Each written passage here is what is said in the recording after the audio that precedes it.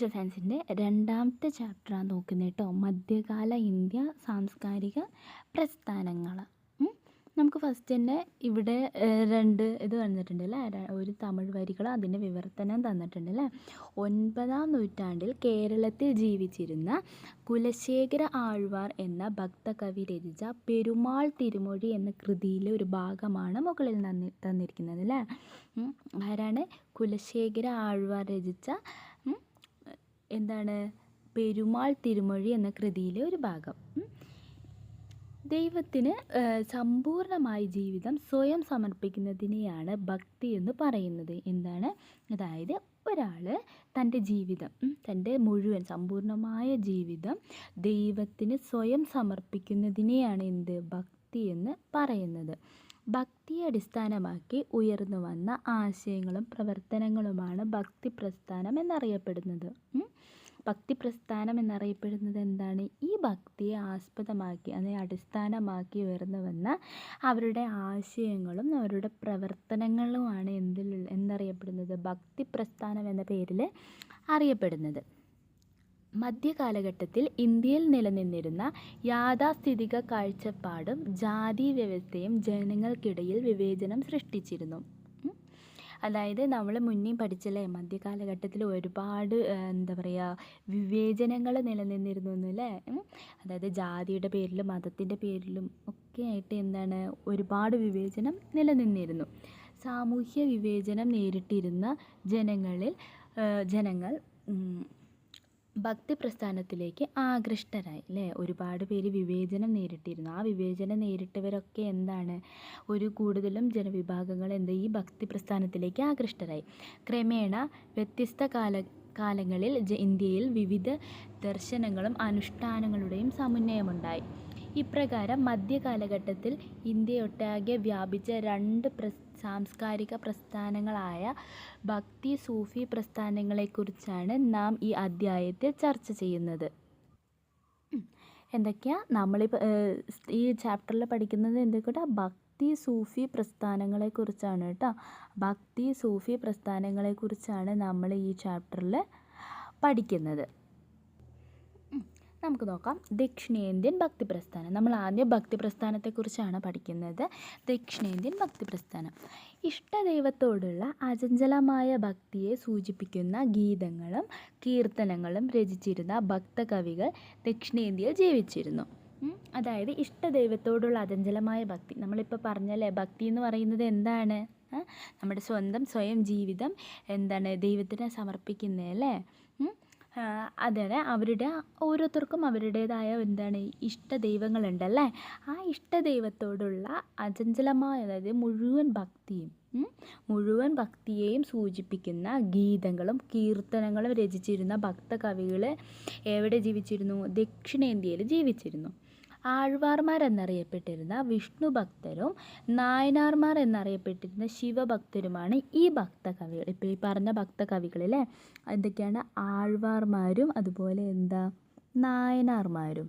ഇവരാണ് ഭക്തകവികൾ. ആഴ്വാർമാരെന്ന് അറിയപ്പെടുന്നത് വിഷ്ണു ഭക്തരാണ് കേട്ടോ. ആഴ്വാർമാരെന്നറിയപ്പെടുന്നത് വിഷ്ണു ഭക്തരും നായനാർമാരെന്നറിയപ്പെടുന്നത് ആരാണ്? ശിവഭക്തരും കേട്ടോ. ശിവഭക്തരും ആയിരുന്നു. CE 7 മുതൽ 12-ാം നൂറ്റാണ്ടുകൾക്കിടയിൽ നിലനിന്നിരുന്ന ഈ പ്രസ്ഥാനത്തിൻ്റെ സവിശേഷതകൾ.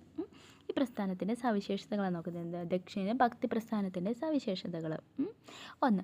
പ്രാദേശിക ഭാഷകളിൽ കീർത്തനങ്ങളുടെ രചനയും ആലാപനവും.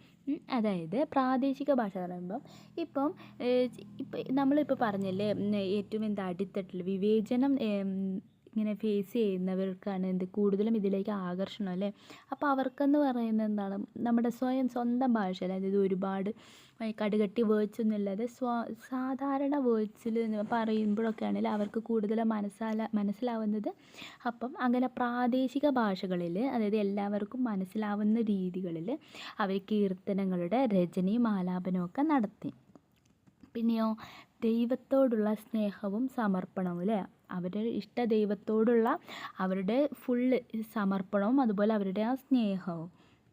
പിന്നെയോ ജാതി വ്യത്യാസമില്ലാതെ എല്ലാവർക്കും പ്രവേശനം അല്ലേ. പണ്ട് ജാതി വ്യത്യാസവും മതപരമായുള്ള എല്ലാ വിവേചനവും ഉണ്ടായിരുന്നല്ലേ. അങ്ങനെ ഇന്ന ജാതിക്കാർക്ക് മാത്രം പ്രവേശനം അങ്ങനെയൊന്നും ഈ പ്രസ്ഥാനത്തിൽ ഉണ്ടായിരുന്നില്ല. എല്ലാ ജാതിക്കാർക്കും എന്താണ് ഇതിൽ പ്രവേശനം ഉണ്ടായിരുന്നു. പിന്നെ സ്ത്രീകൾക്ക് തുല്യമായ പങ്കാളിത്തം അല്ലേ. എന്തൊരു കാര്യം ഉണ്ടെങ്കിലും അവിടെ എന്താണ് സ്ത്രീകൾക്കും അതിൻ്റേതായ തുല്യമായ പങ്കാളിത്തം ഉണ്ടായിരുന്നു. അതുപോലെ എന്താ ഇഷ്ടദൈവത്തോടുള്ള അകമഴിഞ്ഞ ആരാധന അല്ലേ.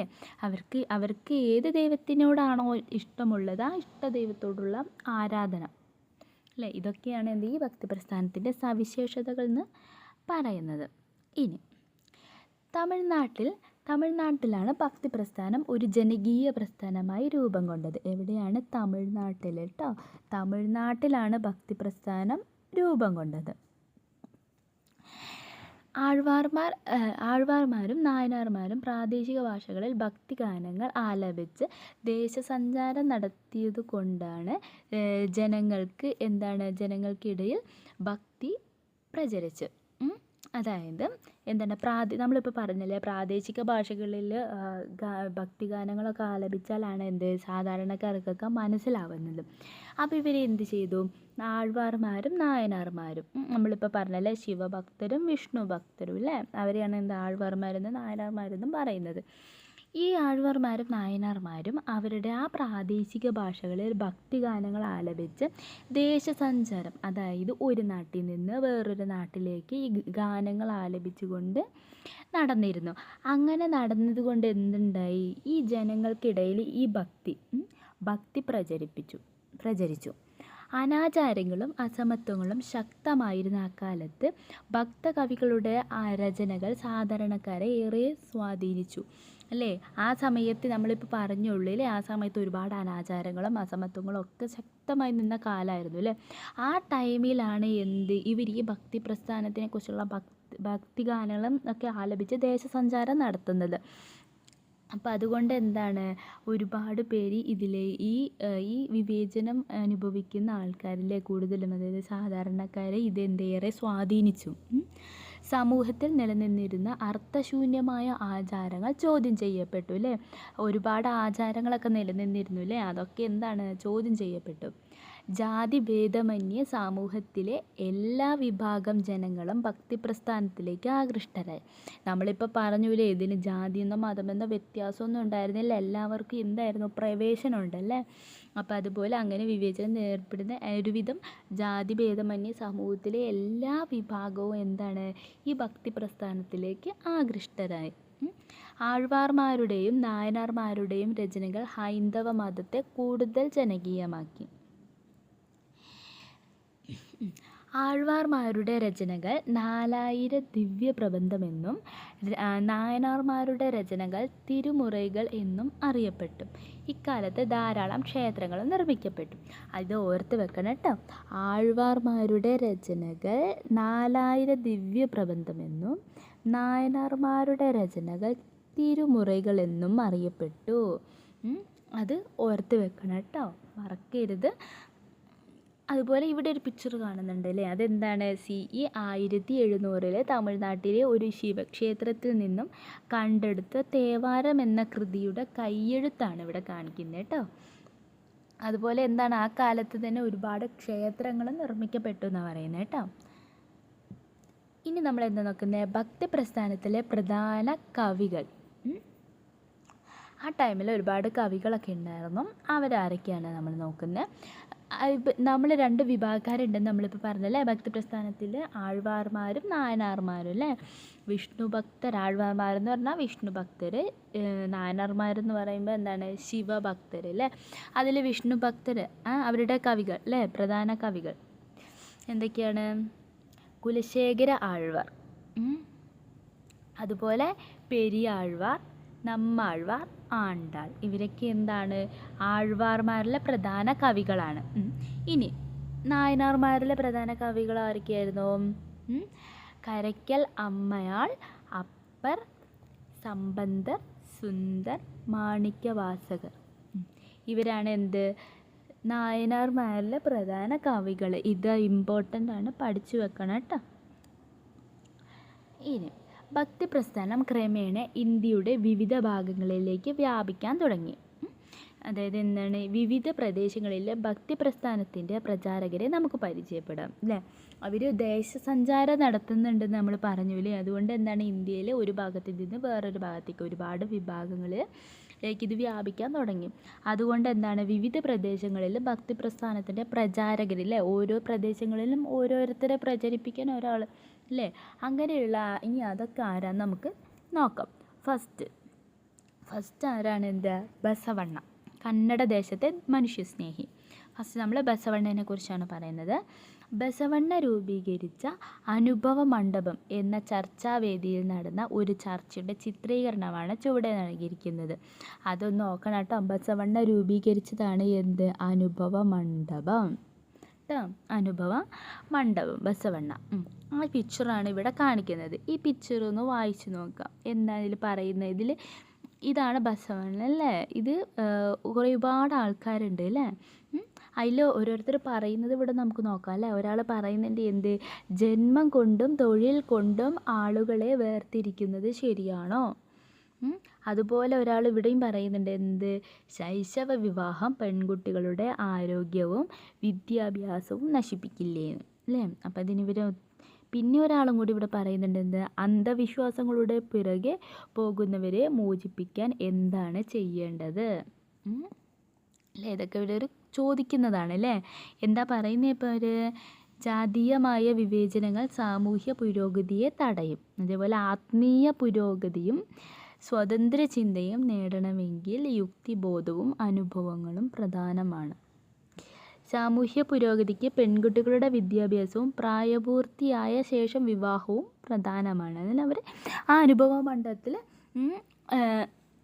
ജനങ്ങളുമായി എന്താണ് ചർച്ച നടത്തുന്നതാണ് കാണിക്കുന്നത് അല്ലേ. ആര്, ബസവണ്ണ. ഇനി അനുഭവ മണ്ഡപം എന്താ നോക്കാം അല്ലേ. 12ാം നൂറ്റാണ്ടിൽ ബസവണ്ണ സ്ഥാപിച്ച ആത്മീയ ചർച്ചാവേദിയാണ് അനുഭവ മണ്ഡപം എന്ന് പറയുന്നത്. എപ്പോഴാണ്, 12ാം നൂറ്റാണ്ടിൽ അല്ലേ. 12ാം നൂറ്റാണ്ടിലാണ് എന്ത്, ബസവണ്ണ ഇത് സ്ഥാപിക്കുന്നത്. അല്ലമ പ്രഭു, അക്ക മഹാദേവി എന്നിവർ അനുഭവ മണ്ഡപത്തിലെ ചർച്ചകൾക്ക് നേതൃത്വം നൽകിയിരുന്നു. ജാതി, ലിംഗവിവേചനം എന്നിവ പരിഗണിക്കാതെ എല്ലാവർക്കും ചർച്ചകളിൽ പങ്കെടുക്കാൻ അവസരം ലഭിച്ചിരുന്നു. ആത്മീയ ചർച്ചകൾക്കും അറിവ് പുതുക്കലിനുമായിട്ടാണ് അവസരം ഇത് ലഭിച്ചിരുന്നത്. ആത്മീയ ചർച്ചകൾക്കും അറിവ് പുതുക്കലിനുമായിട്ടാണ് ജനങ്ങൾ അനുഭവ മണ്ഡപത്തിൽ എത്തിയിരുന്നത്. ചർച്ചയിൽ ഉയർന്നു വന്ന ആശയങ്ങളെ വചനങ്ങൾ എന്ന പേരിൽ ജനങ്ങളിലേക്ക് പകർന്നു നൽകി. ഇനി ഇതിൽ നിന്നും അക്കാലത്തെ സാമൂഹിക വ്യവസ്ഥയെക്കുറിച്ച് നിങ്ങൾക്ക് എന്തെല്ലാം മനസ്സിലായെന്നാണ് എഴുതാൻ പറഞ്ഞിരിക്കുന്നത്. ഒന്ന് ഇവിടെ തന്നിട്ടുണ്ടല്ലേ, ജാതീയമായ വിവേചനങ്ങൾ നിലനിന്നിരുന്നു. പിന്നെ എന്താ മനസ്സിലായത്, തൊഴിൽപരമായില്ലേ. ഇവിടെ നമ്മൾക്ക് ഇത് കാണുന്നുണ്ട് അല്ലേ, ജന്മം കൊണ്ടും തൊഴിൽ കൊണ്ടും വേർതിരിക്കുന്നത് ശരിയാണോ ചോദിക്കുന്നുണ്ട് അല്ലേ. അപ്പോൾ എന്തൊക്കെ വ്യവസ്ഥ നിലനിന്നിരുന്നു, ജന്മം കൊണ്ടും അതുപോലെ തൊഴിൽപരമായ വിവേചനങ്ങൾ നിലനിന്നിരുന്നു. പിന്നെ പറയുന്നുണ്ട് അവിടെ അല്ലേ, ശൈശവ വിവാഹം അല്ലേ, ശൈശവ വിവാഹം നിലനിന്നിരുന്നു. പെൺകുട്ടികളുടെ പഠനം അല്ലേ, പെൺകുട്ടികളുടെ തുടർ പഠനം മുടങ്ങുന്നുണ്ട് അല്ലേ. പിന്നെ എന്താ, ഒരുപാട് അനാചാരങ്ങളും അന്ധവിശ്വാസങ്ങളും ഒക്കെ എന്ത് ചെയ്തിരുന്നു, ഇവിടെ നിലനിന്നിരുന്നു അല്ലേ. അതൊക്കെ നമുക്കിവിടെ എഴുതാം. ഇനി അടുത്തത്, 12ാം നൂറ്റാണ്ടിൽ കന്നഡ ദേശത്ത് ജീവിച്ചിരുന്ന തത്വചിന്തകനും സാമൂഹ്യ പരിഷ്കർത്താവും കവിയുമായിരുന്നു ബസവണ്ണ. എന്നാൽ 12ാം നൂറ്റാണ്ടിൽ കന്നഡ ദേശത്ത് ജീവിച്ചിരുന്ന 12ാം നൂറ്റാണ്ടിൽ കന്നഡ ദേശത്ത് ജീവിച്ചിരുന്ന തത്വചിന്തകനും സാമൂഹ്യ പരിഷ്കർത്താവും കവിയുമായിരുന്നു ആര്, ബസവണ്ണ. സമൂഹത്തിൽ നിലനിന്നിരുന്ന സാമൂഹികവും മതപരവുമായ വിവേചനങ്ങളെ ജനങ്ങൾക്ക് മനസ്സിലാക്കി കൊടുക്കാൻ അദ്ദേഹം തീരുമാനിച്ചു. അവയെ തുടച്ചു നീക്കുവാനും പ്രയത്നിച്ചു. സ്വാതന്ത്ര്യം, സമത്വം, സാമൂഹ്യനീതി എന്നിവയിൽ അധിഷ്ഠിതമായ കാഴ്ചപ്പാടാണ് ബസവണ്ണ മുന്നോട്ട് വെച്ചത്. എന്തൊക്കെയാണ്, സ്വാതന്ത്ര്യം, സമത്വം, സാമൂഹ്യനീതി അല്ലേ. അദ്ദേഹം സ്ഥാപിച്ച വീരശൈവ പ്രസ്ഥാനത്തിലൂടെയാണ് ഈ ആശയം ഏകോപിച്ചത്. അപ്പോൾ വീരശൈവ പ്രസ്ഥാനം, വീരശൈവ പ്രസ്ഥാനം ആരാണ് മുന്നോട്ട് വെച്ചത്, ആരാണ് സ്ഥാപിച്ചത്? ബസവണ്ണ. ഓർത്ത് വെക്കുക, ബസവണ്ണ സ്ഥാപിച്ച ആണ് എന്ത്? വീരശൈവ പ്രസ്ഥാനം. ഇനി വീരശൈവ പ്രസ്ഥാനത്തിൻ്റെ പ്രധാന പ്രവർത്തനങ്ങൾ ചുവടെ നൽകിയിരിക്കുന്നു. വീരശൈവ പ്രസ്ഥാനത്തിനെ കുറിച്ചാണ് പറയുന്നത്. എന്തൊക്കെയാണ്? ബ്രാഹ്മണ മേധാവിത്വത്തെയും വേദങ്ങളുടെ പ്രാമാണികതയെയും ചോദ്യം ചെയ്തു. അല്ലേ? ബ്രാഹ്മണ മേധാവിത്വം, അല്ലേ? ബ്രാഹ്മണ മേധാവിത്വം നമ്മൾ പഠിച്ചിട്ടുണ്ടാവും, അല്ലേ? എന്താണ് പണ്ടൊക്കെ ബ്രാഹ്മണർക്കാണ് അല്ലേ ഉയർന്ന പദവി. അപ്പോൾ അവർക്ക് ഒരുപാട് തൊട്ട് തീണ്ടൽ, അല്ലേ? തൊട്ട് തീണ്ടായ്മ അങ്ങനത്തെ കാര്യങ്ങളൊക്കെ നിലനിന്നിരുന്നു, അല്ലേ? അങ്ങനത്തെ കാര്യങ്ങളൊക്കെ എന്താണ് ചോദ്യം ചെയ്യപ്പെട്ടു. പിന്നെ ജാതി വിവേചനത്തിനും സ്ത്രീ വിവേചനത്തിനും എതിരെ ജനങ്ങളെ ബോധവൽക്കരിച്ചു, അല്ലേ? ജാതി പല ജാതി, അല്ലേ? ജാതിയായിട്ട് ഒരുപാട് വിവേചനങ്ങൾ നടന്നിരുന്നു. അതുപോലെ സ്ത്രീ വിവേചനം, അല്ലേ? അതൊക്കെ എന്ത് ചെയ്തിട്ടു? ജനങ്ങൾ അതിനെക്കുറിച്ചൊക്കെ എന്ത് ചെയ്തു? ബോധവൽക്കരിച്ചു.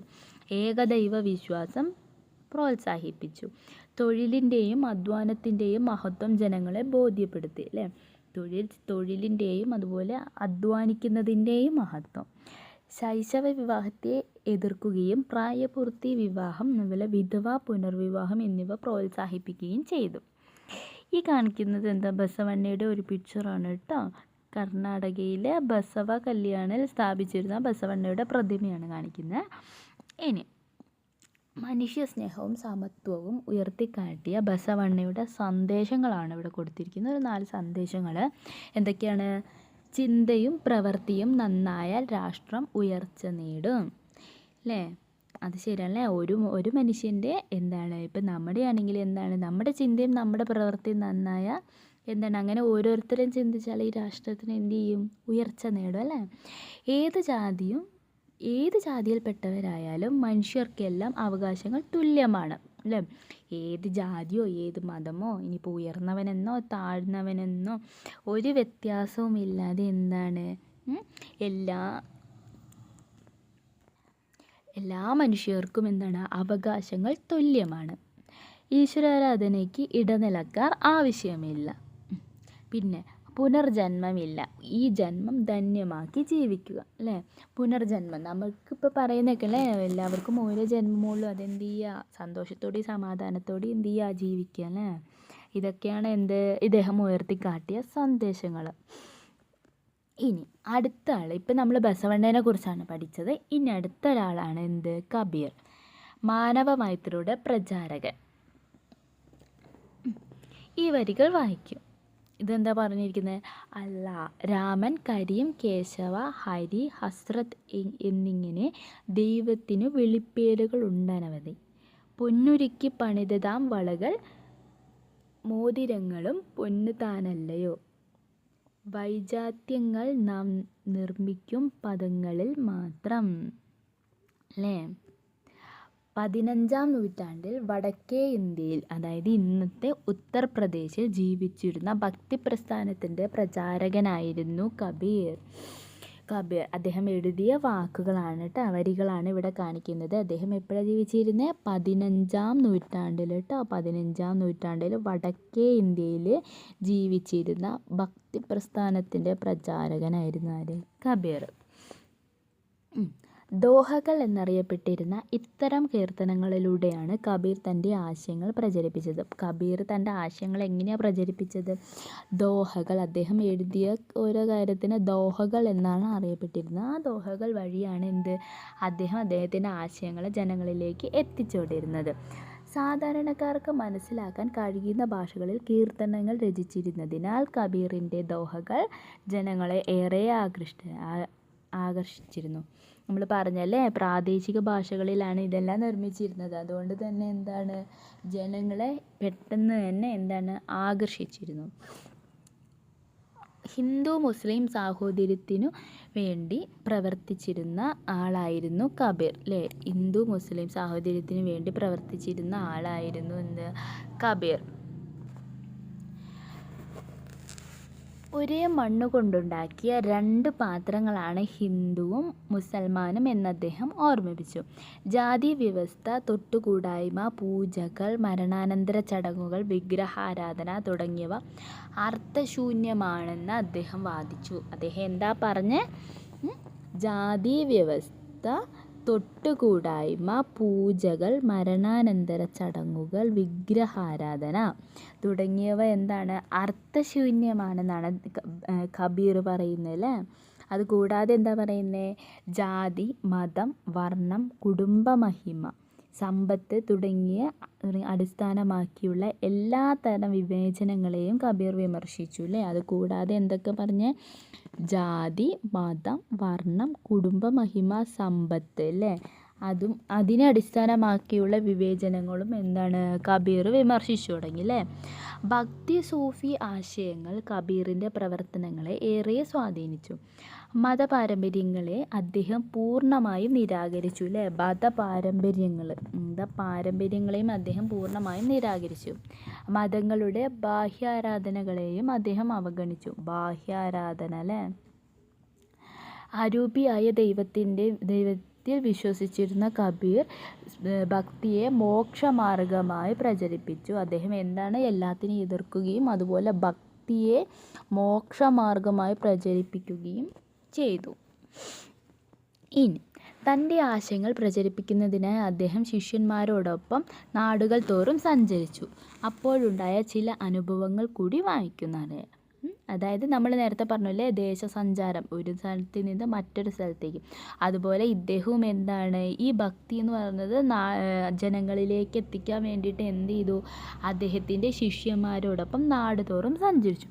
അപ്പോഴുണ്ടായ ചില അനുഭവങ്ങളാണ് അല്ലേ. അതിലൊന്നാണ് താഴെ കൊടുത്തിരിക്കുന്ന ചെറിയൊരു കഥയാണ്. എന്താണ്? ഒരിക്കൽ ദുഃഖിതനായിരുന്ന ഒരു ഗ്രാമമുഖ്യനോട് കബീർ കാരണമന്വേഷിച്ചു. അയാൾ പറഞ്ഞു, കർമ്മഫലം, അല്ലാതെ എന്തു പറയാൻ. വസൂരി കാരണം ആളുകൾ മരിച്ചു വീഴുന്നു. പരിഹാരമായി മന്ത്രവാദം നടത്തണം. കബീർ പൊട്ടിച്ചിരിച്ചുകൊണ്ട് പറഞ്ഞു, രോഗശാന്തിക്ക് മന്ത്രവാദമോ? മന്ത്രവാദം കൊണ്ട് ഇതൊന്നും നേടാൻ കഴിയില്ല. ചികിത്സ കൊണ്ടേ രോഗം ഭേദമാകൂ. മറ്റൊരിക്കൽ കബീറിനും കൂട്ടുകാർക്കും ആളുകൾ ഉപഹാരങ്ങൾ നൽകാൻ തുടങ്ങി. അദ്ദേഹം പറഞ്ഞു, ഞങ്ങൾ നെയ്ത്തുകാരും ലോഹപ്പണിക്കാരും മരം കടയുന്നവരും കൃഷിക്കാരും ചെരുപ്പ് കുത്തുന്നവരും ഒക്കെയാണ്. തൊഴിൽ ചെയ്താണ് ഞങ്ങൾ ജീവിക്കുന്നത്. ഉപഹാരങ്ങൾ ഞങ്ങൾക്ക് വേണ്ട അല്ലേ. അങ്ങനെയാണ്. അതൊരു കഥയാണ് കേട്ടോ. കബീറിൻ്റെ ദോഹയും കഥാസന്ദർഭങ്ങളും വായിച്ചുവല്ലോ. നിങ്ങൾ കണ്ടെത്തിയ കാര്യങ്ങൾ കൂട്ടിച്ചേർക്കൂ. അതിലെന്തൊക്കെയാണ് നിങ്ങൾക്ക് മനസ്സിലായെന്ന് കഴിക്കുന്നത്. ആളുകൾ ദൈവത്തെ പല പേരുകളിൽ വിളിച്ചിരുന്നു. കബീർ ജനങ്ങളെ അന്ധവിശ്വാസങ്ങൾക്കെതിരെ ചിന്തിക്കാൻ പ്രേരിപ്പിച്ചു അല്ലേ. അന്ധവിശ്വാസങ്ങളൊന്നും ഇല്ലാതാക്കാൻ അദ്ദേഹം പ്രേരിപ്പിച്ചു. പിന്നെ അദ്ദേഹം തൊഴിലിൻ്റെ മഹത്വത്തെക്കുറിച്ച് പറഞ്ഞു അല്ലേ. ഈ പല പണിക്കാരാണ് അല്ലേ നമ്മളിവിടെ പറയുന്നുണ്ട് കേട്ടോ. ഞങ്ങൾ നെയ്ത്തുകാർ, ലോഹപ്പണിക്കാർ, മരം കടയുന്നവർ, അങ്ങനെ ഒരുപാട് പേരാണ് അല്ലേ. ഞങ്ങൾ തൊഴിൽ ചെയ്താണ് ജീവിക്കുന്നത് അല്ലേ. തൊഴിലിൻ്റെ മാഹാത്മ്യം അദ്ദേഹം പറയുന്നുണ്ട് അല്ലേ. അതുപോലെ എന്താണ്? അന്ധവിശ്വാസങ്ങൾക്കെതിരെ പറയുന്നുണ്ട്. രോഗം വന്നാൽ എന്ത് ചെയ്യണമെന്നാണ് പറയുന്നത്? ചികിത്സിക്കണം അല്ലേ. മന്ത്രവാദം കൊണ്ടൊന്നും രോഗം മാറില്ല എന്നൊക്കെ അദ്ദേഹം പറയുന്നുണ്ട് അല്ലേ. ഇനി അടുത്ത ആളാണ് ആര്? ഗുരു നാനാക്ക് അല്ലേ. സ്നേഹവും സാഹോദര്യവും. ഗുരു നാനാക്കും ഭായ് മർദാനയും ഒരിക്കൽ സജ്ജൻ തങ്ങിൻ്റെ സത്രത്തിൽ വിശ്രമിക്കാനെത്തി. അവിടെ വരുന്നവരെ കൊള്ളയടിക്കുന്ന സ്വഭാവം അയാൾക്കുണ്ടായിരുന്നു. ഒരു ചെറിയൊരു കഥയാണ് ഇത് കേട്ടോ.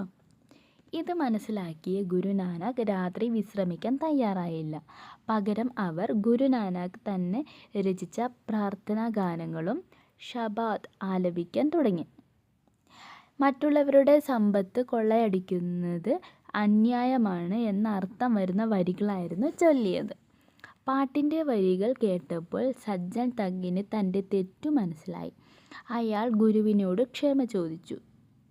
മോഷ്ടിച്ച പണമെല്ലാം ദരിദ്രർക്ക് നൽകാനും സത്യസന്ധമായി ജീവിക്കാനും ഗുരു നാനാക്ക് ഉപദേശിച്ചു. പിന്നീട് സജ്ജൻ സത്രത്തിലെത്തുന്നവരെ സഹായിച്ച് ജീവിക്കാൻ തുടങ്ങി. അല്ലേ, ഇത് അവരുടെ രണ്ടുപേരുടെയും പിക്ചറാണ് കാണിക്കുന്നത് കേട്ടോ, ഗുരു നാനാക്കും ഭായ് ബർദാനിയും. ഈ കഥയിലൂടെ എന്തെല്ലാം ആശയങ്ങളാണ് നിങ്ങൾക്ക് മനസ്സിലായത്? എന്തെല്ലാം ആശയങ്ങളാണ് മനസ്സിലായത്? ഒന്ന് ഞാൻ പറഞ്ഞു തരാം. നമ്മൾ എന്താണ്, ഒരിക്കലും അന്യൻ്റെ മുതൽ ആഗ്രഹിക്കരുത് അല്ലേ. നമ്മൾ സ്വയം തൊഴിൽ ചെയ്ത് അധ്വാനിച്ച പൈസ മാത്രമേ നമ്മൾ എന്ത് ചെയ്യാൻ പാടുള്ളൂ, ഉപയോഗിക്കാൻ പാടുള്ളൂ അല്ലേ. മറ്റൊരാളുടെ കയ്യിൽ നിന്ന് തട്ടിപ്പറിക്കണം, അവരെത്ര കഷ്ടപ്പെട്ടിട്ടാണ് അതുണ്ടാക്കിയതെന്ന് ഇപ്പോൾ അവരോർക്കുമോ അല്ലേ. ഇപ്പം നമ്മൾ എന്ത് ചെയ്യുക, സ്വയം അധ്വാനിച്ച പൈസ അല്ലേ, സ്വയം അധ്വാനിക്കൽ മാത്രം എടുക്കുന്നതായിരിക്കും എന്ത് നല്ലത് അല്ലേ. തട്ടിപ്പറിച്ചെടുക്കുന്നതോ കൊള്ളയടിക്കുന്നതൊക്കെ എന്താണ്, അന്യായമാണ് അല്ലേ. ബാക്കിയൊന്ന് ആലോചിക്കുക കേട്ടോ. ഇനി 15-ാം നൂറ്റാണ്ടിൽ പഞ്ചാബിലെ ഷേഖ്പൂരിലെ തൽവണ്ടി, അതായത് എന്താണ് ഇപ്പോഴത്തെ പാകിസ്ഥാൻ അല്ലേ, ആ ഗ്രാമത്തിലാണ് ആര് ജനിക്കുന്നത്, ഗുരു നാനക്ക് ജനിക്കുന്നത്. 15-ാം നൂറ്റാണ്ടിൽ പഞ്ചാബിലെ ഷേഖ്പൂരിലെ തൽവണ്ടി, ഇപ്പോഴത്തെ പാകിസ്ഥാൻ ഗ്രാമത്തിലാണ് ഗുരു നാനക്ക് ജനിച്ചത്. വിവിധ മതങ്ങളുടെ ആശയങ്ങളെ സമന്വയിപ്പിക്കാൻ ഗുരു നാനക്ക് ശ്രമിച്ചു. തൻ്റെ ചിന്തകൾ പ്രചരിപ്പിക്കുന്നതിന് വേണ്ടി അദ്ദേഹം ഇന്ത്യക്കകത്തും പുറത്തും സഞ്ചരിച്ചു അല്ലേ. തൻ്റെ ആശയങ്ങൾ എല്ലാവർക്കും എത്തിക്കുന്നതിന് വേണ്ടിയിട്ട് അദ്ദേഹം എന്ത് ചെയ്തു, ഇന്ത്യക്കകത്തും പുറത്തും ഒരുപാട് സഞ്ചരിച്ചു. മതങ്ങളുടെ നിരർത്ഥകരായ അനുഷ്ഠാനങ്ങളെ ഗുരു നാനക്ക് എതിർത്തിരുന്നു. ഏകദൈവം എന്ന സന്ദേശം ജനങ്ങളിലേക്ക് എത്തിക്കാൻ അദ്ദേഹം ശ്രമിച്ചു. ഇദ്ദേഹവും എന്ത് തന്നെയാണ് പറയുന്നത്, ഏകദൈവ വിശ്വാസം അല്ലേ. ഏകദൈവ വിശ്വാസം എന്ന് പറയുന്നത് തുല്യത, സാഹോദര്യം, സ്നേഹം, നന്മ, മതസഹിഷ്ണുത എന്നീ ആശയങ്ങളെ പ്രോത്സാഹിപ്പിച്ചു. ഗുരു നാനക്ക് എന്തൊക്കെയാണ് പ്രോത്സാഹിപ്പിച്ചത്? തുല്യത, സാഹോദര്യം, സ്നേഹം, നന്മ, മതസഹിഷ്ണുത അല്ലേ. അതുകൂടാതെയോ ജാതി വിവേചനം, വിഗ്രഹാരാധന, തീർത്ഥാടനം തുടങ്ങിയവയും അദ്ദേഹം എന്ത് ചെയ്തു, നിരാകരിച്ചു അല്ലേ. സാമ്പത്തിക അസമത്വത്തെ ചോദ്യം ചെയ്തു. ലഹരി വർജനത്തിന് ജനങ്ങളെ പ്രോത്സാഹിപ്പിച്ചു. ഇതൊക്കെ അദ്ദേഹം നടത്തിയ ഓരോ കാര്യങ്ങളാണ് അല്ലേ. എല്ലാ വിഭാഗം ജനങ്ങൾക്കും ഒരുമിച്ച് ഭക്ഷണം കഴിക്കാനാകുന്ന ലംഗാർ അഥവാ പൊതു അടുക്കളയുടെ പ്രാധാന്യം വ്യക്തമാക്കി അല്ലേ. എല്ലാ വിഭാഗം, പണ്ടൊക്കെ എന്താണ്, ഉയർന്നവർക്കും താഴ്ന്നവരും തമ്മിൽ ഒരുപാട് വ്യത്യാസം ഉണ്ടായിരുന്നു അല്ലേ. അവരെ കാണാൻ, അവരെ മുന്നിൽ പോയി പെടാൻ പാടില്ല, അവരുടെ കൂടെ ഇരിക്കാൻ പാടില്ല, ഭക്ഷണം കഴിക്കാൻ പാടില്ല അല്ലേ. അങ്ങനത്തെ ഓരോ പ്രശ്നങ്ങളൊക്കെ ഉണ്ടായിരുന്നു അല്ലേ.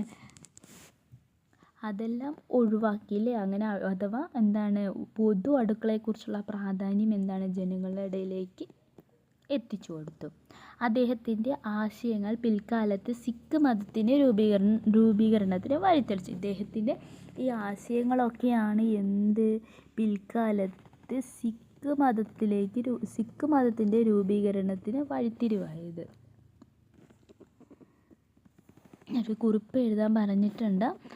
നമുക്ക് പ്രവർത്തനങ്ങളൊക്കെ പിന്നീട് ഒരു ഇതായിട്ട് ചെയ്യാം കേട്ടോ, പിന്നീട് ഒരു വീഡിയോ ആയിട്ട് ചെയ്യാം. ഇനി കബീറിൻ്റെയും ഗുരു നാനാക്കിൻ്റെയും സാമൂഹ്യവും മതപരവുമായ പ്രവർത്തനങ്ങൾ മധ്യകാല ഇന്ത്യയിൽ ഒരു സാംസ്കാരിക സമന്വയത്തിന് തുടക്കം കുറിച്ചു. ഇനി നമ്മൾ പറയുന്നത് എന്താണ്, ഭക്തി പ്രസ്ഥാനത്തിലെ സ്ത്രീ സാന്നിധ്യത്തെക്കുറിച്ചാണ് അല്ലേ. സ്ത്രീ സമത്വം ഉണ്ടെന്ന് നമ്മൾ പറഞ്ഞിരുന്നു അല്ലേ. മുന്നേ അതൊന്നും ഉണ്ടായിരുന്നില്ലല്ലോ അല്ലേ. സ്ത്രീകളെ അങ്ങനെ ഒരേപോലെ കണ്ടിരുന്നില്ലല്ലോ അല്ലേ. ഇനി ആ ഭക്തി പ്രസ്ഥാനത്തിൽ സ്ത്രീ സാന്നിധ്യം എങ്ങനെയായിരുന്നു എന്നാണ് നമ്മൾ നോക്കുന്നത്. മധ്യകാലഘട്ടത്തിലെ സമൂഹത്തിൽ സ്ത്രീകൾക്ക് പൊതുവെ അംഗീകാരവും പരിഗണനയും കുറവായിരുന്നു അല്ലേ. അത് നമ്മളിപ്പോൾ നേരത്തെ പഠിച്ചപ്പോൾ തന്നെ മനസ്സിലായി കാണും അല്ലേ. അവർക്ക് പൊതുവെ ഒരു അംഗീകാരമോ പരിഗണനയൊന്നും കിട്ടിയിരുന്നില്ല.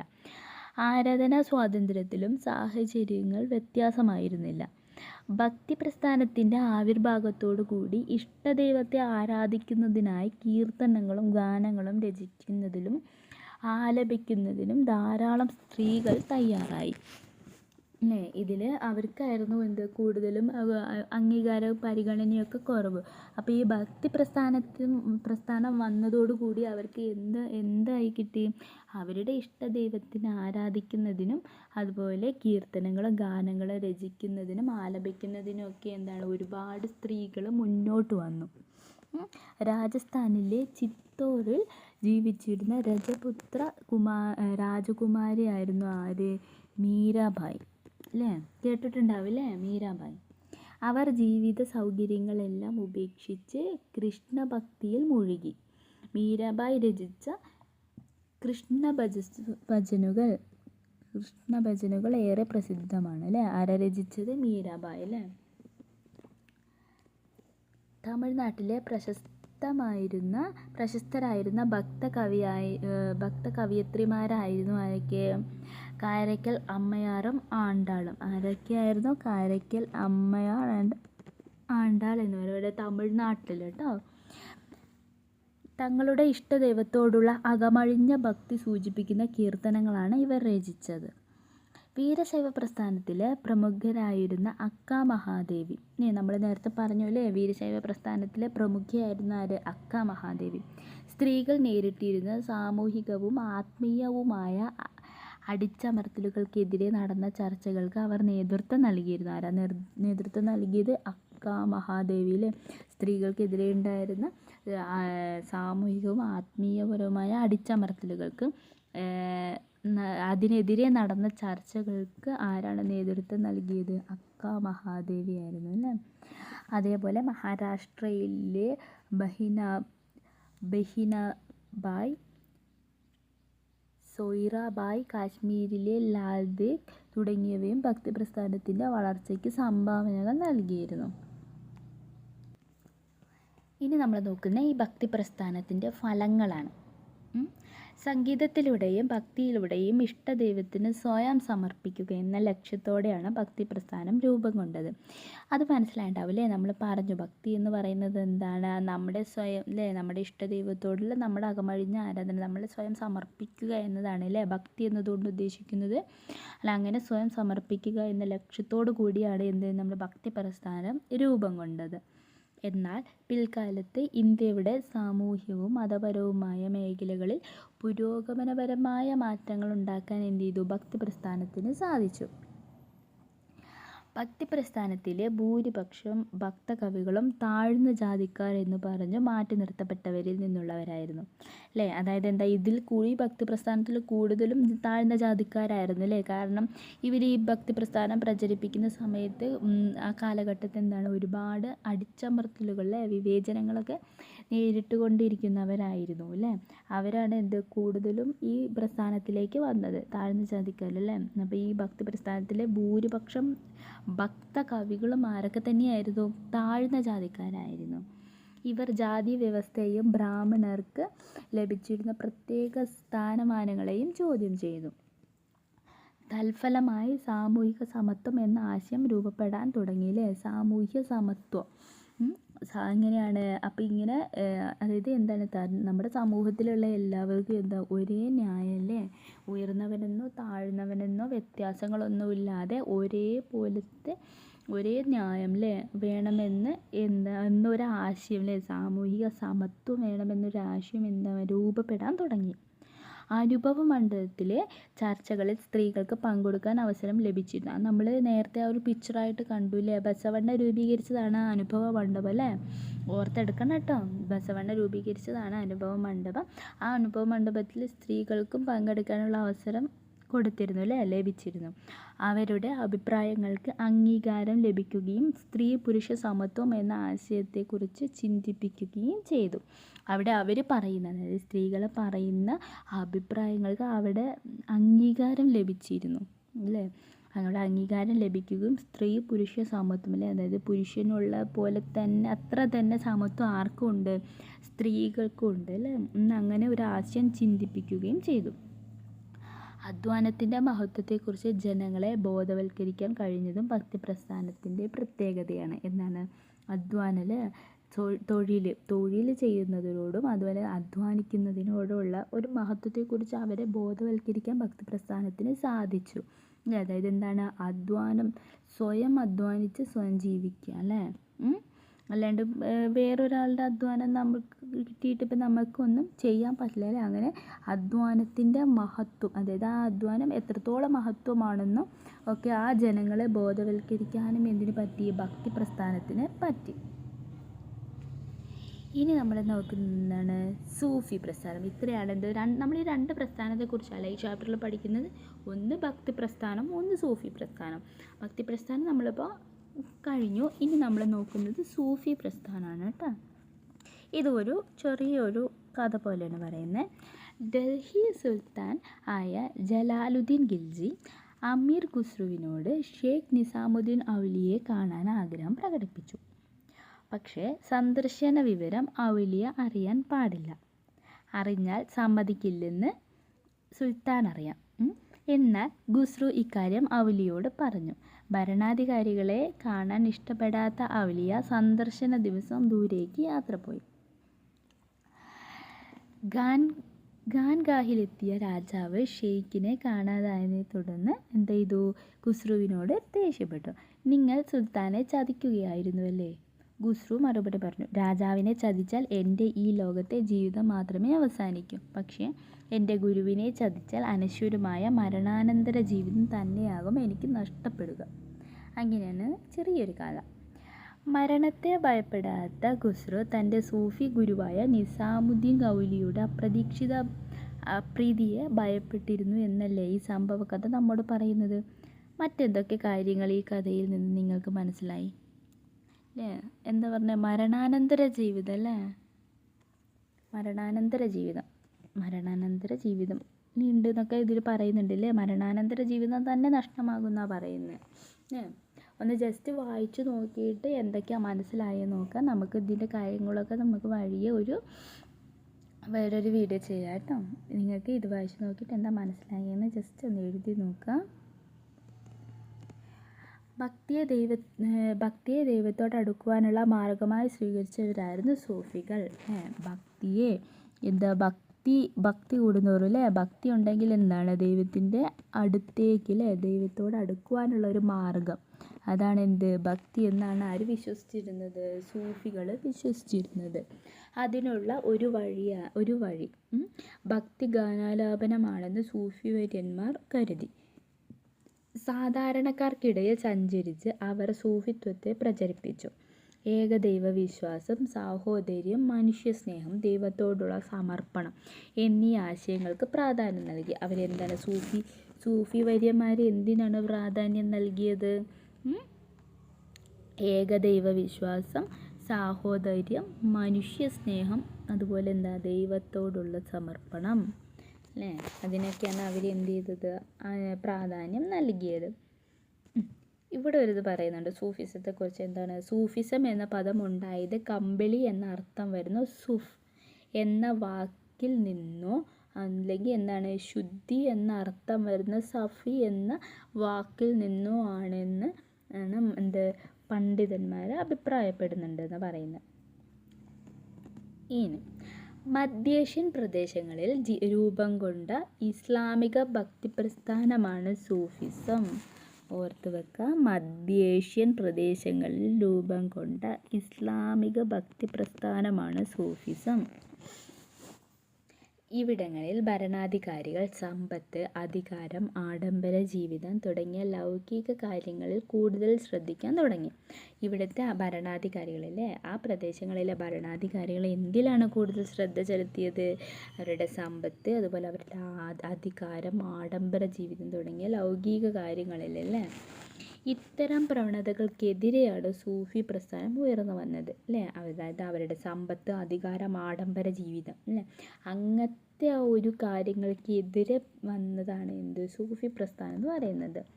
12ാം നൂറ്റാണ്ടോടെ ഇന്ത്യയിലേക്ക് സൂഫി പ്രസ്ഥാനം എത്തിച്ചേർന്നു. എത്രാം നൂറ്റാണ്ടോടെയാണ് വരുന്നത്?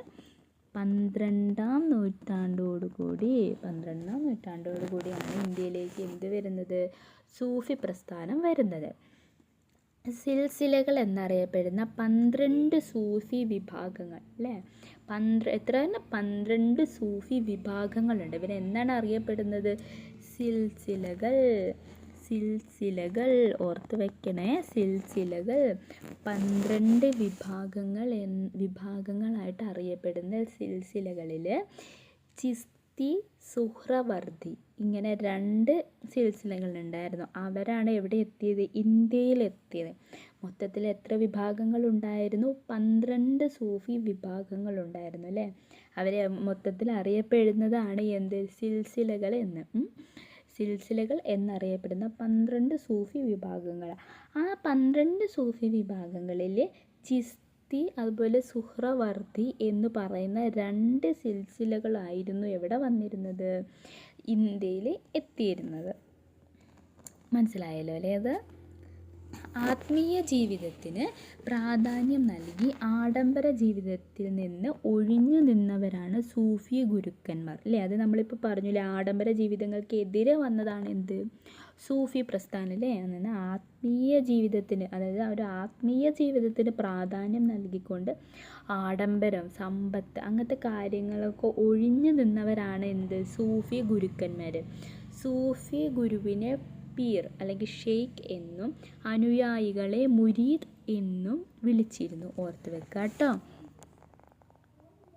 സൂഫി ഗുരുവിനെ പീർ അല്ലെങ്കിൽ ഷെയ്ഖ് എന്നും അവരുടെ അനുയായികളെ മുരീദ് എന്നുമാണ് വിളിച്ചിരുന്നത്. സൂഫികളുടെ താമസ സ്ഥലങ്ങളായിരുന്ന ഖാൻഗാഹുകൾ അക്കാലത്തെ സാമൂഹിക കേന്ദ്രങ്ങളായിരുന്നു. അവരുടെ താമസ സ്ഥലം, സൂഫികളുടെ താമസ സ്ഥലം അല്ലേ? സൂഫികളുടെ താമസ സ്ഥലമായിരുന്നു എന്ത്? ഖാൻഗാഹുകൾ. അത് അക്കാലത്തെ എന്താണ്? സാമൂഹിക കേന്ദ്രങ്ങളായിരുന്നു. സൂഫി കേന്ദ്രങ്ങളിൽ സമ എന്ന പ്രത്യേക ഗാലാപന ശൈലിയിൽ ആലപിച്ചിരുന്ന ഭക്തിഗാനങ്ങളാണ് എന്ത്? ഖ്വാലികൾ അല്ലേ? ഓർത്ത് വെക്കുക ഇതൊക്കെ കേട്ടോ. ഇത് കുറച്ച് വേർഡ്സ് കുറച്ച് കട്ടിയുള്ള വേർഡ്സുകളാണ് കേട്ടോ. ഖ്വാലികൾ അല്ലേ? അവർ ആ കാലത്ത് ആലപിച്ചിരുന്നത് സമ അല്ലേ? സമ എന്ന പ്രത്യേക ഗാനാലാപന ശൈലിയിൽ ആലപിച്ചിരുന്ന ഭക്തിഗാനങ്ങളാണ് എന്ത്? ഖ്വാലികൾ. സൽത്തനത്ത് മുഗൾ കാലഘട്ടങ്ങളിൽ വിവിധ മതവിഭാഗങ്ങൾക്കിടയിൽ ഐക്യമുണ്ടാകാൻ സൂഫികൾക്ക് സാധിച്ചു അല്ലേ? അതായത് ആ കാലഘട്ടത്തിൽ സൽത്തനത്ത് മുഗൾ കാലഘട്ടത്തിൽ വിവിധ മതവിഭാഗങ്ങളിൽ ഒരുപാട്, അതായത് ഇതിലേക്ക് വരാൻ എന്താണ് അങ്ങനെ ഇന്ന ജാതിക്കാർക്ക് മാത്രമേ അങ്ങനെയൊന്നും ഉണ്ടായിരുന്നില്ലല്ലേ? അതുകൊണ്ട് എന്താണ് മതവിഭാഗങ്ങൾക്കിടയിൽ ഐക്യമുണ്ടാക്കാൻ എന്ത്? സൂഫികൾക്ക് സാധിച്ചു എന്നാണ് പറയുന്നത്. ഇന്ത്യയിലെ പ്രധാന സൂഫി വര്യന്മാരും അവരുടെ ബന്ധപ്പെട്ട പ്രദേശങ്ങളുമാണ് ചുവടെ ചേർത്തിരിക്കുന്നത്. അതായത് പ്രധാന സൂഫി വര്യന്മാരും അവർ ഏത് പ്രദേശവുമായി ബന്ധപ്പെട്ടു എന്നതുമാണ് ഇവിടെ കാണിക്കുന്നത്. 1. ഷേഖ് ഷിഹാബുദ്ദീൻ സുഹ്രവർദി. ഏതാണ്? സിൽഹറ്റ്. ഷേഖ് നിസാമുദ്ദീൻ ഔലിയ. ഏതാണ്? ഏത് പ്രദേശമാണ്? ഡൽഹി. പിന്നെ ഖ്വാജ മൊയിനുദ്ദീൻ ചിസ്തി. ഏതാണ്? അജ്മീർ. അതൊക്കെയാണ് അവർ ബന്ധപ്പെട്ട പ്രദേശങ്ങൾ. ഇതൊക്കെ ഓർക്കുക. ഇൻ കേസ് ഒരു മാച്ച് ദ ഫോളോയിങ് ഒക്കെ വരുവാണെങ്കിൽ കേട്ടോ അതൊക്കെ പഠിക്കണം. കുറച്ചൊരു കൺഫ്യൂഷൻ വരും പേരുകൾക്കൊക്കെ കേട്ടോ. ഇനി നമുക്ക് എന്താ പഠിക്കുന്നത്? പ്രാദേശിക ഭാഷകളുടെ വളർച്ചയെക്കുറിച്ചാണ് പഠിക്കുന്നത്. സാധാരണക്കാർക്ക് മനസ്സിലാവുന്നതിന് വേണ്ടി ഭക്തി സൂഫി പ്രചാരകർ പ്രാദേശിക ഭാഷകളിലാണ് ആശയപ്രചാരണം നടത്തിയിരുന്നത്. നമ്മൾ നേരത്തെ പഠിച്ചിരുന്നു അല്ലേ? അതായത് ഇവിടെ ഈ ഭക്തി പ്രസ്ഥാനത്തിലും സൂഫി പ്രസ്ഥാനത്തിലും ഒക്കെ ഉള്ളവരും അടിച്ചമർത്തപ്പെടുന്നവരും ഒക്കെ എന്താണ്? സാധാരണക്കാരാണ് അല്ലേ? അപ്പോൾ അവർക്ക് മനസ്സിലാവുന്ന രീതിയിൽ കാര്യങ്ങൾ അവതരിപ്പിച്ചാൽ അവർക്ക് അതിൻ്റെ ആശയങ്ങൾ മനസ്സിലാവും, അവരതിലേക്ക് വരികയും ചെയ്യുള്ളൂ അല്ലേ? അങ്ങനെ അവർ എന്ത് ചെയ്താണ്? അപ്പോൾ അവരെന്ത് ചെയ്തു? ആ പ്രാദേശിക ഭാഷകളിൽ ആണ് അവർ എല്ലാ ആശയ പ്രചാരണങ്ങളും എന്ത് ചെയ്തത്? നടത്തിയിരുന്നത്. ഇത് പ്രാദേശിക ഭാഷകളുടെ വളർച്ചയ്ക്ക് കാരണമായി അല്ലേ? പ്രാദേശിക ഭാഷകളുടെ വളർച്ചയ്ക്ക് കാരണമായി അല്ലേ? ഇത് എല്ലാവരിലേക്കും എത്തുമ്പം തമിഴ്, പഞ്ചാബി, ബംഗാളി, മറാത്തി, തെലുങ്ക്, കന്നഡ, മലയാളം തുടങ്ങിയ ഭാഷകളിൽ ധാരാളം ഭക്തികാവ്യങ്ങൾ രചിക്കപ്പെട്ടു. ഏതിലൊക്കെയാണ്? തമിഴ്, പഞ്ചാബി, ബംഗാളി, മറാത്തി, തെലുങ്ക്, കന്നഡ, മലയാളം അല്ലേ? കൂടാതെ പ്രാദേശിക ഭാഷകളിൽ ധാരാളം സാഹിത്യകൃതികളും ഉണ്ടായി. പേർഷ്യനും ഹിന്ദിയും ചേർന്നുണ്ടായ ഉറുദു ഇന്ത്യയുടെ സാംസ്കാരിക സമന്വയത്തിന് ഉദാഹരണമാണ്. അത് നമ്മൾ കഴിഞ്ഞ ചാപ്റ്ററിൽ പഠിച്ചായിരുന്നു അല്ലേ? പേർഷ്യനും ഹിന്ദിയും ചേർന്നുണ്ടായ ഉറുദു ഭാഷ, ഈ രണ്ട് ഭാഷകൾ ചേർന്നാണ് നമ്മൾ ഉറുദു ഉണ്ടായിരുന്നു. ഇത് ഇന്ത്യയുടെ സാംസ്കാരിക സമന്വയത്തിന് ഒരു ഉദാഹരണമാണെന്നൊക്കെ നമ്മൾ കഴിഞ്ഞ ചാപ്റ്ററിൽ നല്ല വിശദമായിട്ട് പഠിച്ചിരുന്നു അല്ലേ? ഇക്കാലത്തെ ഉറുദു ഭാഷയിലെ ഏറ്റവും ശ്രദ്ധേയനായ എഴുത്തുകാരനായിരുന്നു അമീർ ഖുസ്രു അല്ലേ? അതൊക്കെ നമ്മൾ കഴിഞ്ഞതിൽ പഠിച്ചിരുന്നു. കബീറിൻ്റെ ദോഹകൾ ഹിന്ദി ഭാഷയെ സമ്പന്നമാക്കി അല്ലേ? കബീറിന് അദ്ദേഹം എഴുതുന്ന വരികൾ അല്ലേ, അത് എന്തായിട്ടാണ് അറിയപ്പെട്ടതെന്ന് നമ്മൾ കുറച്ച് മുന്നേ പഠിച്ചത്. ദോഹകൾ അല്ലേ? കബീർ എഴുതുന്ന വാക്കുകൾ, അദ്ദേഹത്തിൻ്റെ ഒരു വാക്കടക്കം നമുക്ക് ചാപ്റ്ററിൽ ഇപ്പോൾ അത് കുറച്ച് മുന്നേ നമ്മൾ നോക്കിയില്ലേ? അതിനെയാണ് നമ്മൾ എന്ത് പറയുന്നത്? ദോഹകൾ എന്ന് അറിയപ്പെട്ടിരുന്നത്. അതെന്താണ്? ഹിന്ദി ഭാഷയെ സമ്പന്നമാക്കി. മഹാഭാരതം, രാമായണം എന്നിവയും മറ്റു കൃതികളും വിവിധ ഭാഷകളിലേക്ക് വിവർത്തനം ചെയ്യപ്പെട്ടു. ഇത് ഭാഷയ്ക്കും സാഹിത്യത്തിനും ഉണർവേകി. ഇനി നമ്മൾ നോക്കുന്നത് എന്താണ്? പ്രാദേശിക ഭാഷകളിലുണ്ടായ പ്രധാന സാഹിത്യ കൃതികളും രചയിതാക്കളും അല്ലേ? ആരൊക്കെയാണ് നോക്കുന്നത്? ഏത് ഭാഷയിൽ, പ്രാദേശിക ഭാഷ, ആ ഭാഷയിൽ ഏത് കൃതിയാണ്, അതാരാണ് എഴുതിയത്, അങ്ങനെയൊക്കെയാണ് നമ്മൾ നോക്കുന്നത്. ഒരു താഴെ തന്നെ ഒരു ടേബിൾ തന്നിട്ടുണ്ട് അല്ലേ? ഫസ്റ്റ് നോക്കാം നമുക്ക്. തമിഴ് ഭാഷയിൽ അതിൽ കൃതി ഏതാണ്? 1 4000 ദിവ്യപ്രബന്ധം. അത് നമ്മളിപ്പോൾ കുറച്ച് മുന്നേ നമ്മൾ ഇതിൽ പഠിച്ചു അല്ലേ? അത് ആരുടെയാണ്? ആഴ്വാർമാരുടെ അല്ലേ? അതുപോലെ തിരുമുറൈകൾ ആരുടെയാണ്? നായനാർമാരുടെ അല്ലേ? പിന്നെയോ കന്നഡയിൽ എന്താണ്? വചനങ്ങൾ അല്ലേ? വചനങ്ങൾ, അതും നമ്മളിപ്പോൾ ഈ ചാപ്റ്ററിൽ ബസവണ്ണയുടെ പഠിക്കുന്ന കൂട്ടത്തിൽ പഠിച്ചു അല്ലേ? അതെല്ലാം കൂടി എന്താണ് അറിയപ്പെട്ടിരുന്നതെന്ന്? വചനങ്ങൾ എന്നാണ് അറിയപ്പെട്ടിരുന്നത് എന്ന് നമ്മൾ പഠിച്ചു അല്ലേ? കന്നഡയിൽ അപ്പോൾ എന്താണ്? വചനങ്ങൾ. ആരാണ് രചയിതാവ്? ബസവണ്ണ, അക്ക മഹാദേവി, അല്ലമ്മ പ്രഭു. പിന്നെ തെലുങ്കിൽ എന്താണ്? മഹാഭാരത വിവർത്തനം. രചയിതാവ് ആരാ? നന്നയ്യ തിക്കണ്ണ യരപ്രഗത അല്ലേ? മാറിപ്പോകരുത് കേട്ടോ, ഇതൊക്കെ പഠിച്ച് വെക്കുക. പിന്നെ അടുത്തത് ഹിന്ദിയിലോ? പത്മാവത് അല്ലേ? ആരാ രചയിതാവ്? മാലിക് മുഹമ്മദ് ജയ്സി. പിന്നെ മലയാളത്തിലോ? ജ്ഞാനപ്പാന, പൂന്താനം കേട്ടിട്ടുണ്ടാവും അല്ലേ? ജ്ഞാനപ്പാന എന്നൊക്കെ. ജ്ഞാനപ്പാന എഴുതിയത് ആരാണ്? എൻ്റെ രചയിതാവ് ആരാണ്? പൂന്താനം. പിന്നെ ആധ്യാത്മ രാമായണം, കിളിപ്പാട്ട് അറിയായിരിക്കും അല്ലേ? ആരാണ്? തുഞ്ചത്ത് രാമാനുജൻ എഴുത്തച്ഛൻ അല്ലേ? പിന്നെ മൊഹിയുദ്ദീൻ മാലം ആരെഴുതിയത്? ഖാസി മുഹമ്മദ്. ഈ ഒരു ടേബിൾ നല്ലോണം പഠിച്ചു വെക്കാം. അവരുടെ കൃതികളും രചയിതാവും ആരൊക്കെയാണെന്നൊക്കെ ഓർത്ത് വെക്കാം കേട്ടോ. കുറേ ബുദ്ധിമുട്ടുള്ള ഒരുപാട് വേർഡ്സുകളൊക്കെ ഉണ്ട്, അങ്ങോട്ടും ഇങ്ങോട്ടൊന്നും മാറിപ്പോവാതെ ശ്രദ്ധിക്കുക കേട്ടോ. ഇനി ആ രണ്ട് പ്രസ്ഥാനങ്ങളുടെയും കൂടി ആശയങ്ങളാണ് നമ്മൾ നോക്കുന്നത്. ആശയങ്ങളും അവരുടെ സ്വാധീനങ്ങളൊക്കെ. ഭക്തി സൂഫി പ്രസ്ഥാനങ്ങളുടെ പ്രവർത്തന ഫലമായി സമൂഹത്തിൽ എന്തെല്ലാം മാറ്റങ്ങൾ ഉണ്ടായി കാണും? തന്നിരിക്കുന്ന ചിത്രീകരണം എന്തെല്ലാം വ്യത്യാസങ്ങൾ ഉണ്ടായിട്ടുണ്ടാകാം അല്ലേ?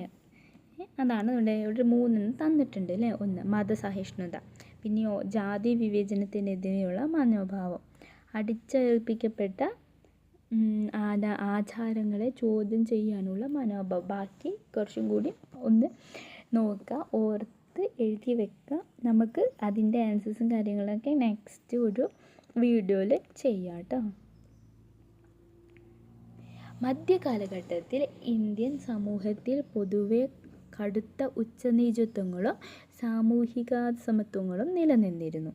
അത് നമ്മൾ ചർച്ച ചെയ്തുകൊണ്ടിരിക്കുന്നത് അല്ലേ? നമ്മുടെ മധ്യകാലഘട്ടത്തിൽ സമൂഹത്തിൽ ഒരുപാട് കാര്യങ്ങൾ, ഒരുപാട് പ്രശ്നങ്ങൾ, വിവേചനങ്ങളൊക്കെ നിലനിന്നിരുന്നു. അക്കാലത്തെ രാഷ്ട്രീയ സാമൂഹിക വ്യവസ്ഥകളെക്കുറിച്ച് മുൻ അധ്യായങ്ങളിൽ ചർച്ച ചെയ്തുവല്ലോ. അത് ചെയ്തു നമ്മൾ പഠിച്ചിരുന്നു അല്ലേ, മുന്നേ ഫസ്റ്റത്തെ ചാപ്റ്ററിൽ നമ്മൾ പഠിച്ചിരുന്നു അല്ലേ, ആ മധ്യകാലഘട്ടത്തിലുണ്ടായിരുന്ന പ്രശ്നങ്ങളും അവരുടെ രാഷ്ട്രീയവും സാമൂഹികവുമായതെല്ലാം എന്താണ് അവസ്ഥകളെക്കുറിച്ച് നമ്മൾ കഴിഞ്ഞ ചാപ്റ്ററിൽ വ്യക്തമായിട്ട് പഠിച്ചതായിരുന്നു അല്ലേ. ഈ സാഹചര്യത്തിൽ മനുഷ്യരെ ഒരുമിപ്പിച്ച് സംഘർഷങ്ങൾ കുറച്ച് സമാധാന അന്തരീക്ഷം സൃഷ്ടിക്കുന്നതിന് ഭക്തി സൂഫി പ്രസ്ഥാനങ്ങൾക്ക് വലിയ പങ്ക് വഹിച്ചിട്ടുണ്ട് അല്ലേ. അതായത് എന്താണ്, അക്കാലത്ത് ഒരുപാട് വിവേചനങ്ങളും കാര്യങ്ങളൊക്കെ നിലനിന്നിരുന്നു. ഈ ഭക്തി സൂഫി പ്രസ്ഥാനത്തിൻ്റെ വരവോടുകൂടി അല്ലേ, ഒരുപാട് അങ്ങനെ അടിച്ചേൽപ്പിക്കപ്പെട്ട ജനങ്ങൾ ഇതിലേക്ക് ഈ സൂഫി പ്രസ്ഥാനത്തിലേക്ക് ഈ സൂഫി ഭക്തി പ്രസ്ഥാനത്തിലേക്ക് വരികയും അങ്ങനെ എന്താണ് കുറേ സമാധാന അന്തരീക്ഷം സൃഷ്ടിക്കാനും ഒക്കെ ഈ പ്രസ്ഥാനങ്ങൾക്ക് സാധിച്ചു. വ്യത്യസ്ത മതവിഭാഗങ്ങളിലെ ആശയങ്ങൾ സാധാരണക്കാരിലേക്ക് എത്തിക്കാൻ ഈ പ്രസ്ഥാനങ്ങൾക്ക് കഴിഞ്ഞു. വിവിധ ജാതി മതങ്ങൾക്കിടയിൽ ഉൾപ്പെട്ടിരുന്ന ജനങ്ങൾക്ക് സഹവർത്തിത്വത്തോടുകൂടി കഴിയാൻ ഭക്തി സൂഫി ആശയങ്ങൾ സ്വാധീനിച്ചു. ഒരുപാട് മതം, അതായത് വിവിധ മതത്തിലും ജാതിയിലും പെട്ടവരൊക്കെ ഉണ്ടായിരുന്നു അല്ലേ ഈ പ്രസ്ഥാനങ്ങളിൽ. അവർക്കൊക്കെ അവരൊക്കെ ഒരുമിച്ച് അല്ലേ, ഇന്ന മതം ഇന്ന ജാതി ഇന്ന മതം എന്ന് വേർതിരിവൊന്നും ഇല്ലാതെ ഒരുമിച്ച് ഒരുപോലെ സഹവർത്തിത്വത്തോടെ പ്രവർത്തിക്കാൻ ഈ പ്രസ്ഥാനങ്ങൾക്ക് സാധിച്ചു. ആധുനിക ഇന്ത്യ സമൂഹത്തിൻ്റെ മുഖമുദ്രയായ സാമുദായിക സൗഹാർദ്ദം, നാനാത്വത്തിൽ ഏകത്വം, സാഹോദര്യം, തുല്യത അങ്ങനെയുള്ളതെല്ലാം ഇതിൽ നിന്ന് രൂപം കൊണ്ട് വന്നതാണ്. ഈ പ്രസ്ഥാനങ്ങളിൽ നിന്ന് രൂപം കൊണ്ട് വന്നതാണ്. ഓക്കെ, ഇത്രയേ ഉള്ളൂ ഈ ചാപ്റ്റർ. ഇനി കുറച്ച് പ്രവർത്തനങ്ങളാണ് കാണിക്കുന്നത്. ഇതിൽ കുറേ സ്കിറ്റും കാര്യങ്ങളൊക്കെ ചെയ്യാനുണ്ട്. പിന്നെ ഒരു ഡിജിറ്റൽ ആൽബം തയ്യാറാക്കാനൊക്കെയാണ് കേട്ടോ. ഇതിൽ കുറച്ച് ക്വസ്റ്റ്യനും ആൻസേഴ്സൊക്കെ ഉണ്ട്. നമുക്കത് വഴിയെ കുറച്ച് അടുത്തതായിട്ട് ചെയ്യാം കേട്ടോ. ഇത്രയാണ് ഈ ഒരു ചാപ്റ്ററിൽ പറയുന്നത്. എന്തൊക്കെയാണ് എന്തൊക്കെയാണ് പറയുന്നത്, സൂഫി പ്രസ്ഥാനത്തെക്കുറിച്ചും അതുപോലെ ഭക്തി പ്രസ്ഥാനത്തെക്കുറിച്ചും പറയുന്നത് അല്ലേ. 2 പ്രസ്ഥാനങ്ങളെക്കുറിച്ചാണ് ഈ ചാപ്റ്ററിൽ മൊത്തം പറയുന്നത്. ഭക്തിയിലെ ഒരുപാട് ഒന്നുകൂടി ചെറിയൊരു ഷോർട്ടായിട്ട് മാത്രമാണ് ഈ നമ്മുടെ മധ്യകാലഘട്ടത്തിൽ ജനങ്ങളെ ഒരുപാട് ചെയ്തിട്ടുണ്ട്, അടിച്ചേൽപ്പിക്കപ്പെട്ടിട്ടുണ്ട് അല്ലേ, അടിച്ചമർത്തപ്പെട്ടിട്ടുണ്ട്. ജാതി, മതം, തൊഴിൽ അല്ലേ, അങ്ങനെ ഒരുപാട് അല്ലേ, അങ്ങനെ ഒരുപാട് കാര്യങ്ങളിൽ ജന്മം കൊണ്ടും ഒക്കെ അടിച്ചേൽപ്പിക്കപ്പെട്ടിട്ടുണ്ട് അല്ലേ. ബ്രാഹ്മണർ, അവർ ഉയർന്ന പദവിയിൽ, ഉയർന്നവർ, താഴ്ന്നവർ അല്ലേ, അങ്ങനെ പല രീതിയിൽ അല്ലേ. അപ്പം അതിനെയെല്ലാം ഇല്ലാതാക്കിക്കൊണ്ട് അല്ലേ, ആ താഴ്ന്ന ജാതിക്കാരല്ലേ നമ്മൾ ഭക്തി സൂഫി പ്രസ്ഥാനം അതുപോലെ ഭക്തി പ്രസ്ഥാനം അല്ലേ, ഭക്തിയെ പ്രചരിപ്പിച്ചുകൊണ്ട് വന്ന 2 പ്രസ്ഥാനങ്ങളാണ് അല്ലേ. ഏകദൈവ വിശ്വാസം അതുപോലെ തൊഴിലിൻ്റെ മഹത്വം പറയുന്നതുണ്ട് അല്ലേ.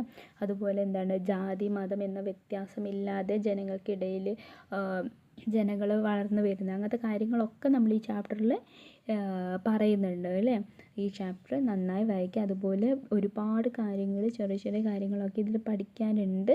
അപ്പോൾ ഒരുപാട് കൺഫ്യൂഷനുള്ള വാക്കുകളൊക്കെ ഉണ്ട് അല്ലേ ഇതിൽ. ചിലപ്പോൾ ഒന്ന് പഠിക്കുമ്പോഴത്തേക്കും ഒന്ന് അങ്ങോട്ടും ഇങ്ങോട്ടും മാറിപ്പോകാനൊക്കെ സാധ്യതയുണ്ട്. അപ്പോൾ അതെല്ലാം നോക്കി നല്ലവണ്ണം പഠിക്കുക. ഇതിൻ്റെ തുടർന്ന് കുറച്ചുള്ള പ്രവർത്തനങ്ങളൊക്കെ നമുക്ക് പിന്നീട് ചെയ്യാം കേട്ടോ. ബൈ.